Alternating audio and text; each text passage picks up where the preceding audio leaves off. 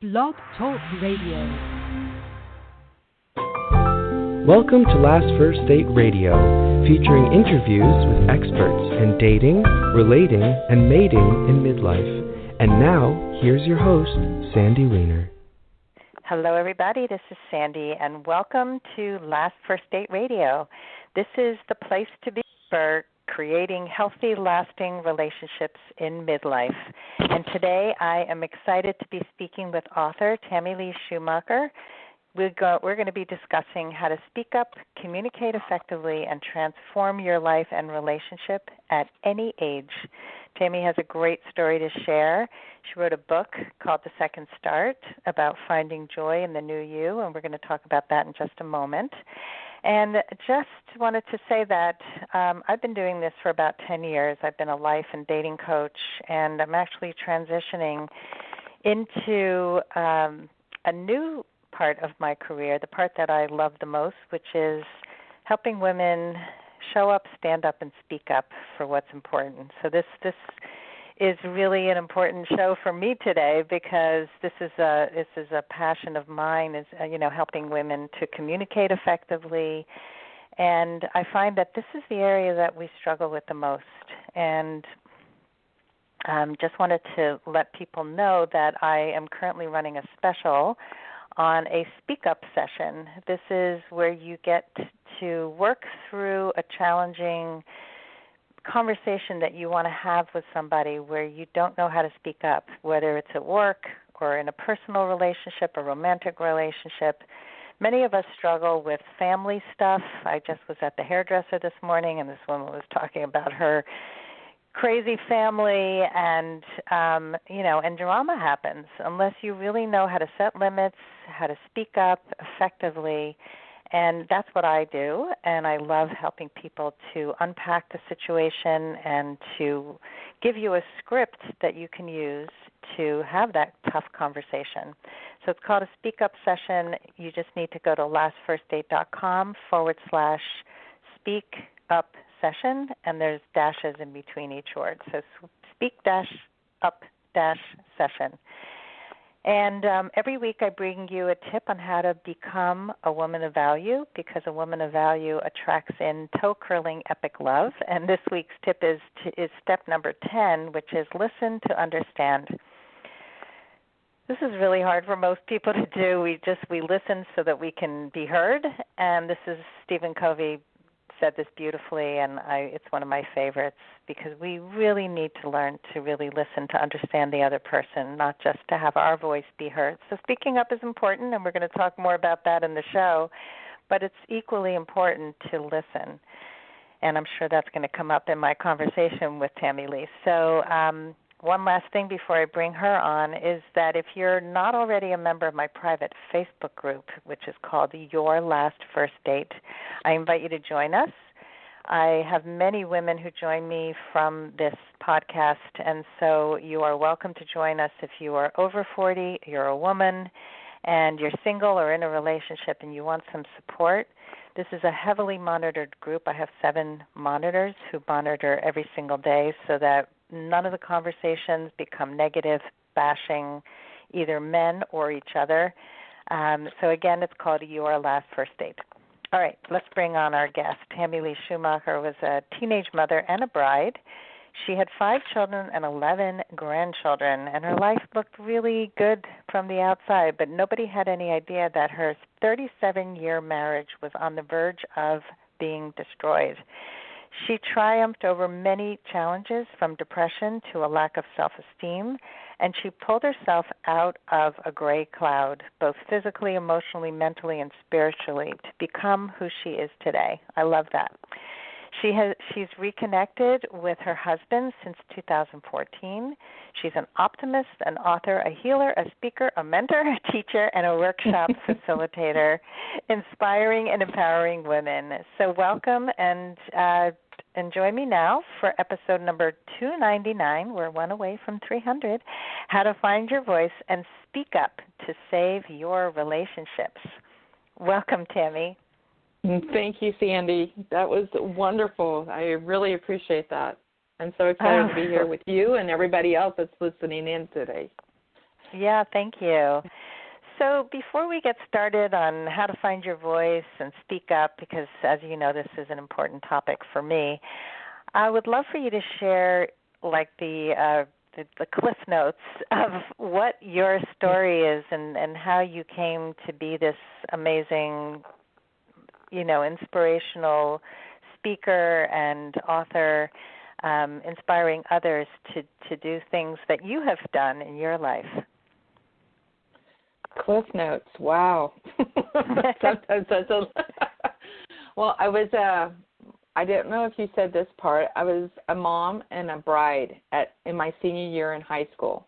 I was 17. So I went from my father's house to my husband's house.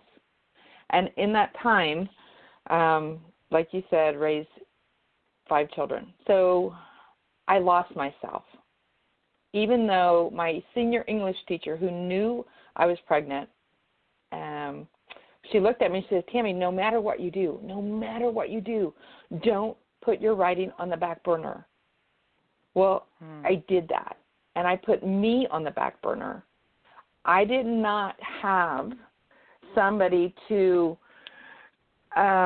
mentor me or any woman, because all the women in my life up to that point, they'd never spoken up for themselves. And I thought I wasn't supposed to either. And earning over 200 mom years, in time, I started to see, well, if I don't start speaking up, what am I then teaching my children?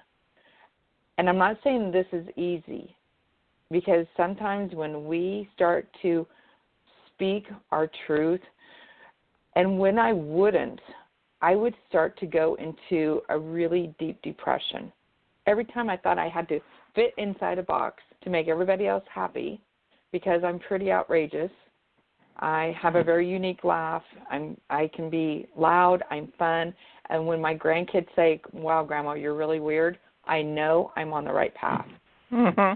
I agree. And so I started to go to counseling, no matter, because back when, and if you can stop and think about this, because I'm 55, so 20 years ago or 30 years ago, that was seen as like a black dot, a black cloud around you if somebody found out you were going to counseling. And I knew I had to, because I felt like I was going crazy.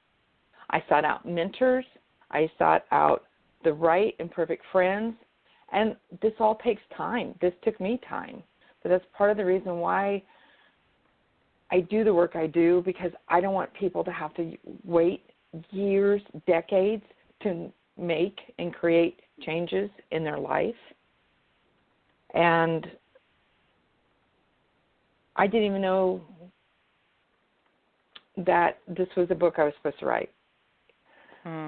I didn't even know that me leaving would be the greatest gift I gave to my husband and to my family.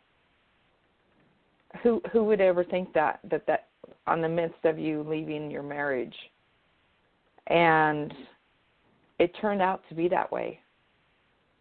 And now that Tim and I are back together, we were apart. I mean, divorce papers were filed, and I had a mentor that I had a former mentor for like 8 years before, reach out to me and says, Tammy, you and I need to talk. And in my book, there's a chapter called Melvin and Sherry.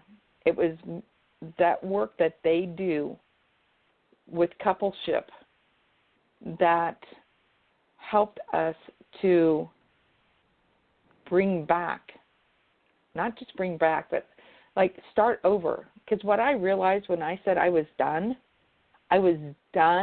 with what was the old. Now, I didn't know that when I left. I realized that later. I was done, but I was done with the old. And our second start is about finding joy in the new you, but not just the new us, the new you of who we individually are. Finding my voice, speaking my truth, which is still scary. I'm serious. I still I got to talk to Tim about this. Ooh, how's it going to, I still have that, even with all the work I've done. I totally get it. I get it. I mean, you heard a little bit about my story and how I help people speak up, but this was my biggest area of growth too. And so I just want to reflect a little bit. First of all, being so young and having a child, I can't even imagine what that was like. You were a child, and you got into this marriage. You didn't know who you were. You both were so young, and then to just not have a voice and not have anybody who was a model for that, and that's pretty common. My mom actually says to me, "I'm really proud of you for having a voice because I never had one." And I always saw her as a person who was strong and spoke up, but the way she spoke up was not effective. And I see that now. She was trying to speak up.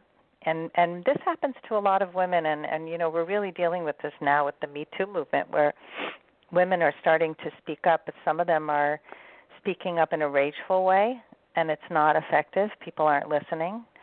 And for the ones who can really speak up with grace, which is what I advocate for, and I'm sure you do too, that's where your voice is heard, right? So I think this is such important work, and you become a role model for your children, for other people. The work it's a ripple effect. And I had a similar experience when I left my husband. My biggest fear was what it would do to my children, and what I see now is that it's helped them. We didn't have the ability to go back together, but it helped them to be stronger themselves and to be more emotionally sound and to see what a healthy person's life looks like when it's being remade. That kind of modeling is so important when we take care of ourselves. So I kudos to you for all the work that you've done and for being able to be a role model for your kids and grandkids. Thank you. I appreciate that. And with that, when we start to speak our truth, when we stand up, and one thing that I noticed about myself and I notice with other women I work with is how often do we create a non-existent future? Like what are we creating, prefacing our next step? Like, for instance, before I left my husband, before I walked out on my marriage, I was creating these scenarios in my mind of the worst, but not realizing that until I had a mentor pull me and it's like, Tammy, what you're doing to yourself, you're making yourself fat. Because of all these chemicals I'm releasing from my brain of putting myself into fear because of the non-existent future I was creating in my head, in my imagination. So that's one of the greatest things I would encourage any woman to do. What are you creating? Are you creating a non-existent future wrapped around fear? Or are you creating, are you thinking of the best? What can be the best thing? So one of the things I did, this is a saying I said, how can I create a brilliant, elegant completion of my marriage and focus now on my own sacred mission more than that which I am already doing? By changing our words around, by using a higher frequency of words, instead of thinking of, oh, I'm going to ruin everybody's life, my kids are going to hate me, which is normal, right? And this is where having a mentor or a coach, for me, was vital. Switching my thought form around, switching that around, and having somebody else to say, wanting the highest and greatest good for me. And that's not always our friends, right? Sometimes we have our friends. Usually not. Yeah, because they're like, oh, yeah, poor Tammy, poor me. And they kind of keep us stuck in that energy where, Mm-hmm. and that's why I, for me, having a coach and a mentor, and that's why I do coach and mentoring, especially with women. And change your thoughts, you can change your life. I totally believe that. But by changing my own mindset around and creating a new kind of saying or mantra, or create a brilliant movie in my mind of what I can have. Mm-hmm. And that helped me to start to allow the fear, because it wasn't really true fear. True fear is when you're going to lose your life, you know, when your life is at stake. That's true fear. Mm-hmm. Yep. So most fear is imagined, and we make it up, and we worry for no reason, and we have guilt for no reason. And, I mean, there's so many things that just waste our energy. And that reframe is so important. I think we, you know, and even in parenting, I realized that some of my words when my kids were young, I spent a lot of time correcting behavior instead of giving them words of encouragement. And it was, you know, it was like an epiphany for me, because I was really struggling with some of my children who were quite oppositional and feisty. You could put a positive spin on that and say they have stick-to-itiveness, and, you know, they are not stubborn, they are determined. But seriously, just making that change in framing made all the difference in how I saw them and how they saw themselves. And we need to do that for ourselves much more. So, yeah, this is such an important thing. So for whoever's listening, if you're telling yourself negative stories, if you are painting a future based in fear that has no base in reality, change your story, you know, and hire a mentor or coach, because we don't imagine our greatest self in the same way that somebody else can help us rise up to that level. It definitely was true for me too in my whole journey post-divorce, when, you know, I had a coach who said to me, "You're a leader." And I said, "What? I'm not a leader. I'm a second child. Second children, not leaders, you know. First children are leaders." Right? So it's like, who made that story up, really? You know, I had every indication of leadership, but I didn't see myself as a leader until I stepped into leadership. So we need to really stop it and start living at a higher vibration. So let's talk about communication. Go ahead. Okay. Well, I was going to say I was the same way. I'm a second child also. And I never, ever saw myself as a leader until I was listening to a cassette tape, yes, a cassette tape, with John Maxwell on it and Charlie Regis.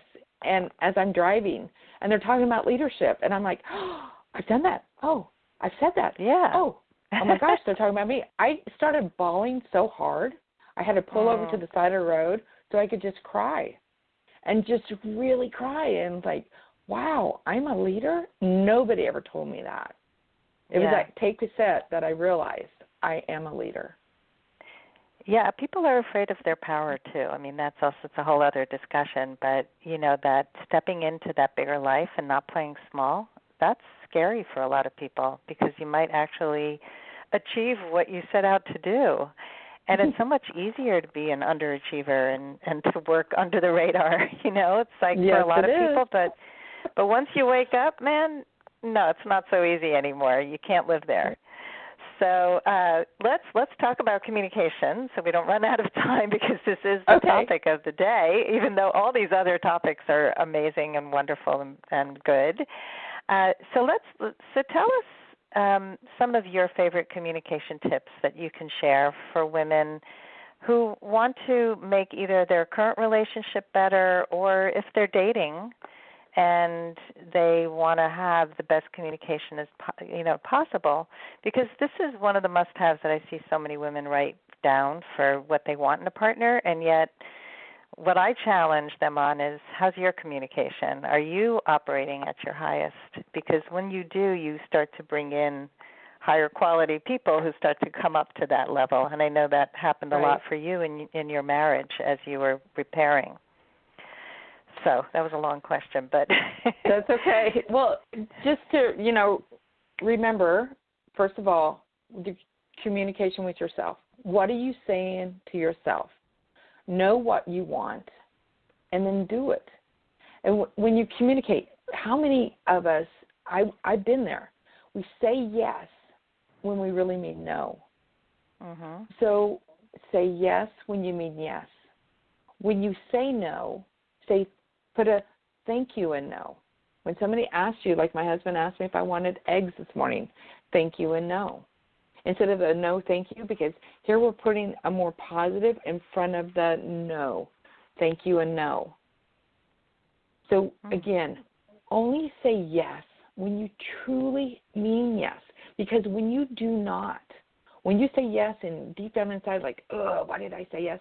Then you have this energy of, which makes that yes less than. Mm-hmm. So when you give something, when you do something, because communication is not always words, it's also actions.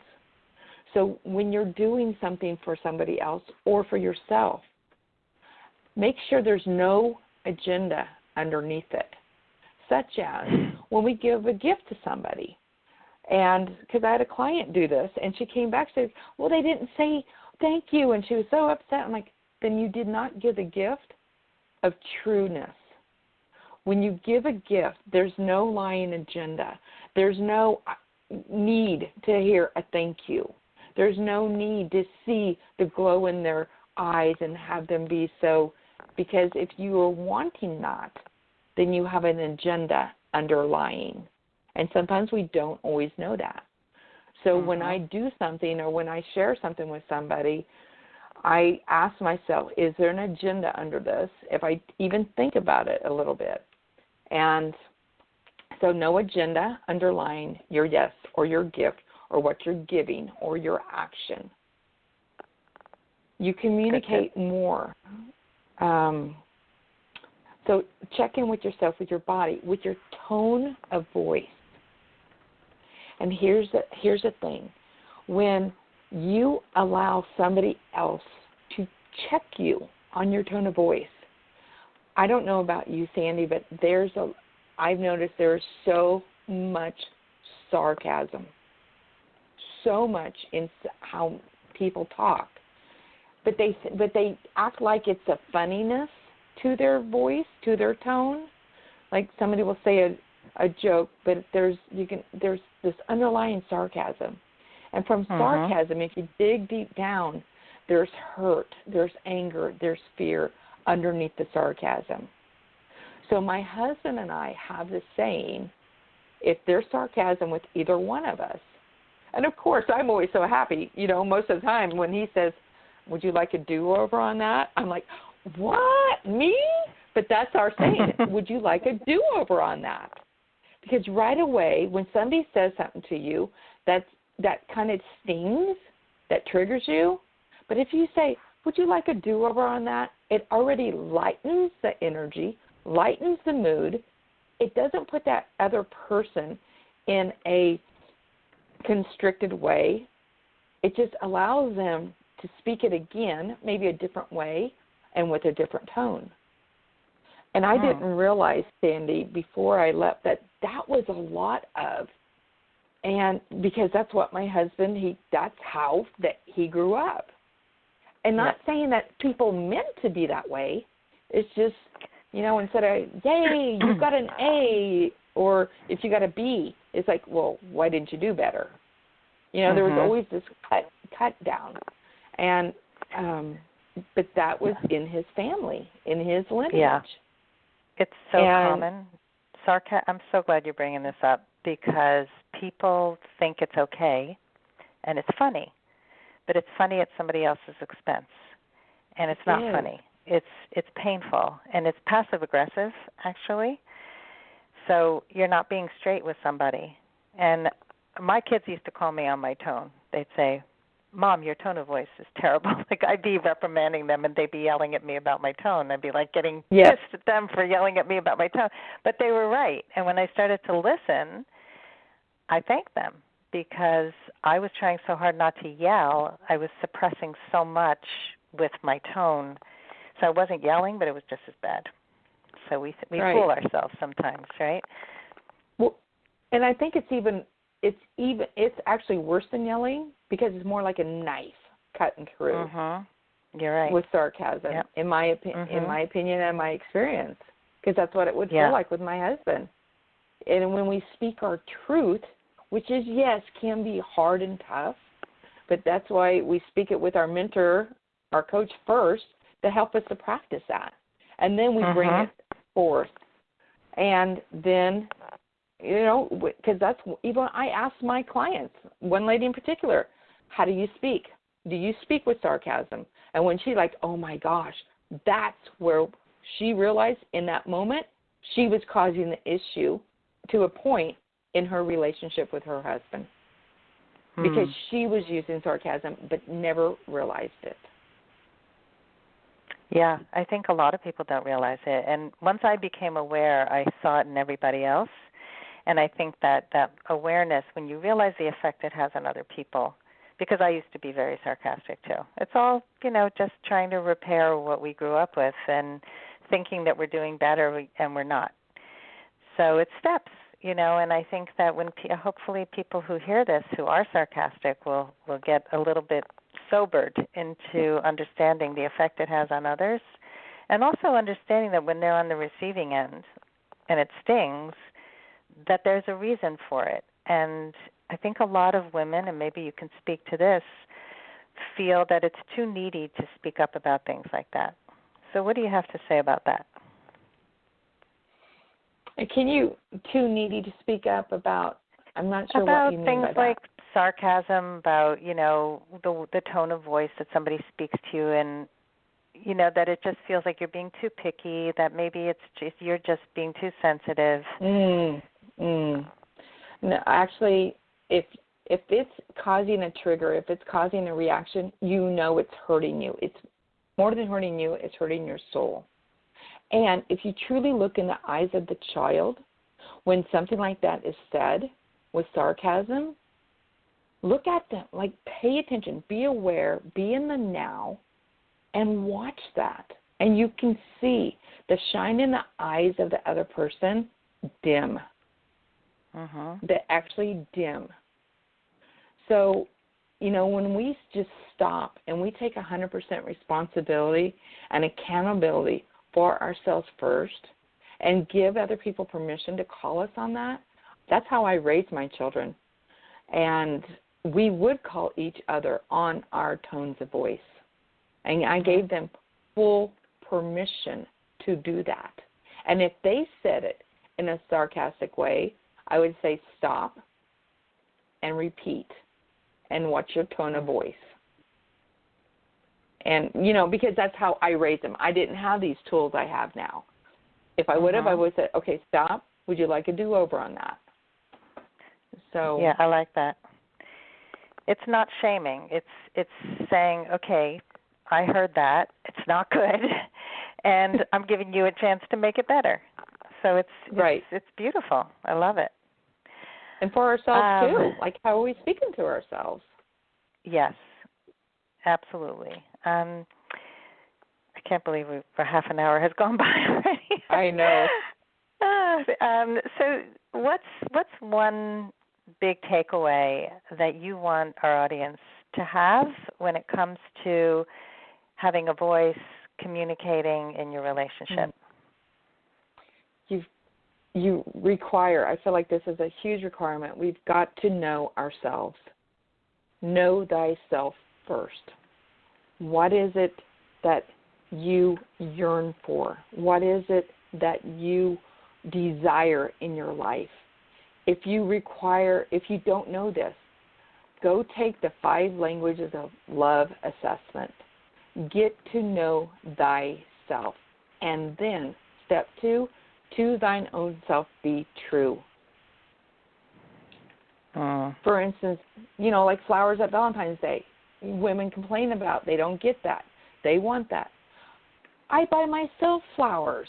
I don't wait until Valentine's Day. And then we take that responsibility off of our partner, off of that other person. If you want it, do it for yourself. I so agree. People have expectations, and they expect others to read their minds, which is also a whole other conversation. But I remember planning all my own birthday parties, and some of my kids really hate their birthdays because they have expectations of other people doing things for them, but they don't even know what it is that they want. And I knew what I wanted.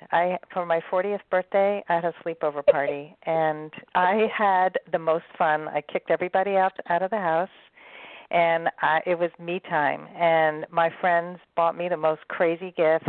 We had people from all walks of my life together, sleeping over at my house, making pizza, and doing fun kid things. We had a craft project in the morning. That was something I loved. My husband could never have made that for me. And so it's important to do these things. I so agree with you. Great tips. Yes. Great wisdom. So tell us how people can find you and your book, and how you said you have a free gift, and tell us about that. Yes, I have a free gift that you can go to my website, www.transformintojoy.com, and you're just going to be asked to put in your name and your email so we can email this to you, and it's going to be simple steps to gain clarity, help you to feel more empowered, create abundance, and more. And you get instant access to these inspirational videos that are once you fill in this information. And also, awesome. transformintojoy.com is also where you can find my book, The Second Start, Finding Joy in the New You, and find out more about me. You can also find me on Facebook, Tammy Lee Schumacher, and also through Transform Into Joy. And me time, that is vital. One more thing, me time is vital, ladies. So agree with you. And don't put it at the bottom of your list. Put it at the top. That's right. Thank you so much, Tammy, for coming on the show today and for sharing this important information. I really hope that our listeners remember to know thyself, be true to thyself, take time for thyself, and speak up and really use some of these tools. I love the quick little communication tools that you've shared. It's so easy when you have the tools to really start to transform all your relationships, starting with yourself. So thank you so much. Thank you. It's my pleasure. Yeah. And thanks, everybody, for listening in today. If you enjoy our show, please go to iTunes or Google Play or anywhere where we are, Stitcher, and subscribe, leave a review on iTunes. That really helps us a lot. And I hope that you all go on your last first date very soon. Have a great day.